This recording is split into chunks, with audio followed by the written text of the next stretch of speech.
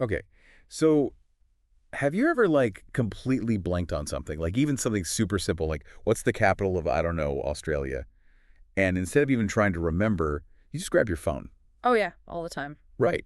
It's like we've totally outsourced remembering stuff to the digital world. And that's kind of what this whole deep dive is about. Yeah. Are we like getting super dumbed down by AI? It's interesting you say that because the source material we're looking at, it doesn't even focus on the whole robots taking over thing. Yeah. It's more about how AI right now is impacting how we think. So not the Terminator, Hmm. but are we like losing our edge? Exactly. And the source goes beyond just saying AI is everywhere. Like it gives specific examples, like how researchers are using these AI generated summaries of research papers. Yeah. So instead of like really digging into a paper, all the details, they're just getting the AI's quick take. Which, yeah, it's faster, but are we losing something like that deep analysis? Right. And it's not just in research. Think about creative fields. Like remember brainstorming, bouncing ideas around until something clicked. Oh, yeah.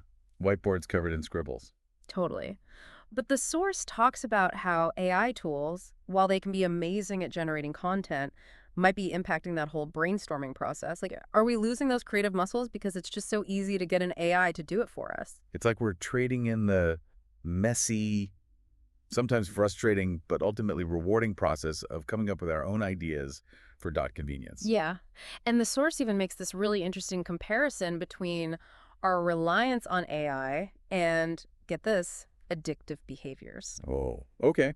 How so? Well, think about it. How many times a day do you just like instinctively reach for your phone for a quick answer, a quick hit of information? Oh my gosh, constantly. It's like second nature at this point. Exactly. And the source is suggesting that AI, because it gives us those instant answers, those Yeah. easy solutions, it could be tapping into those same reward pathways in our brains. Like we're getting hooked on the quick fix. And then we lose the incentive to actually think things through ourselves. Oh, So it's like our brains are getting used to taking the cognitive shortcut. And that's kind of scary because what happens when we encounter a problem that AI can't solve?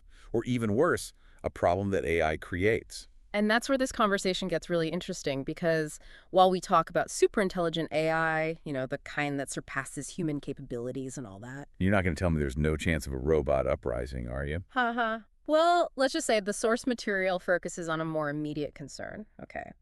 It's less about will AI outsmart us and more about are we letting ourselves get out of practice thinking for ourselves?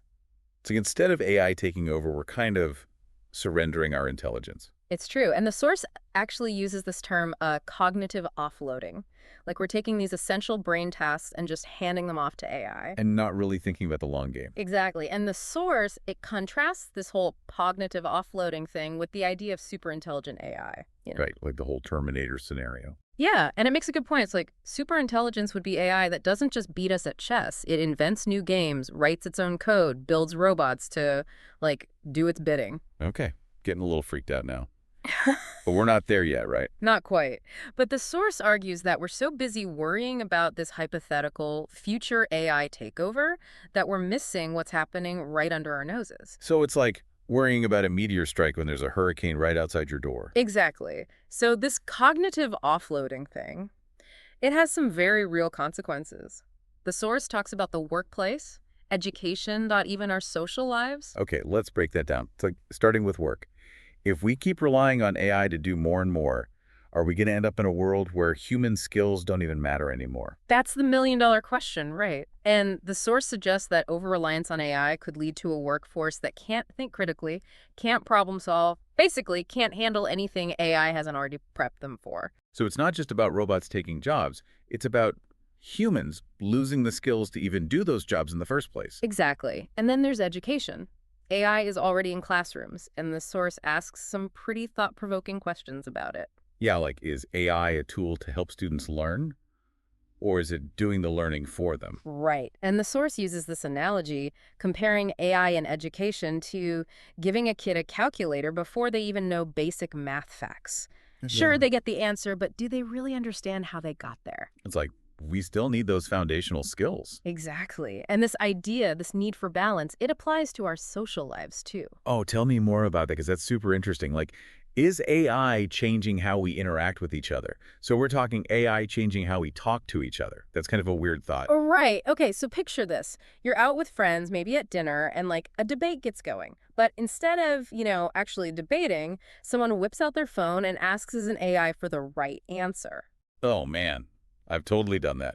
Like, use my phone to win an argument instead of, actually arguing. And that's exactly what the source is getting at. It's not that looking stuff up is bad, but when we rely on AI too much, it's like we forget how to think for ourselves, how to form like actual opinions. Instead of learning how to disagree, how to listen, Hmm. we're letting algorithms tell us what to think. Yeah. And the source even asks, like, what happens when AI gives us these flat, simplified answers? Human interaction is messy, it's emotional, there's nuance. Are we going to lose that? Okay, so not to get too doom and gloom here, but where do we go from here? Do we all have to, like, throw our phones in a lake and live off the grid? The source doesn't say that. It actually points out all the awesome things AI can do. It's more about, like you said earlier, finding that balance. Right, so not anti-AI, Yeah. but using it in a way that makes us, well, smarter. Yes. It's about making sure AI is a tool that helps us, not one that we depend on so much that we forget how to think for ourselves, how to be creative, how to connect with each other in a meaningful way. I love that.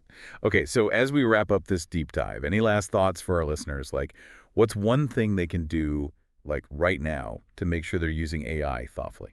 Okay, how about this? Tomorrow, just pick one thing you'd normally use AI for and try doing it without AI. Like maybe instead of getting an AI summary, you actually read an article.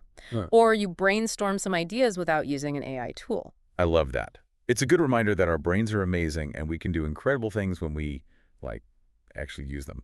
So yeah, ditch the shortcuts sometimes and see what you can do. Thanks for joining us for this deep dive, and remember to stay curious and keep those brains engaged.